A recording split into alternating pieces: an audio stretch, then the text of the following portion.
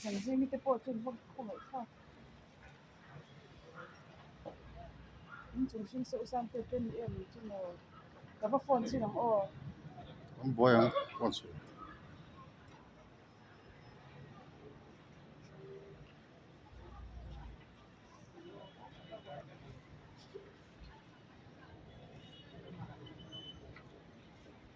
Kaya motor lah sih nggak ni.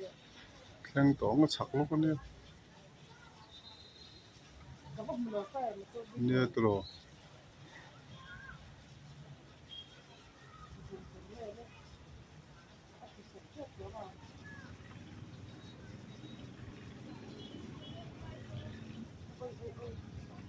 Sama tak cuma usan teten nak petang pocong terus.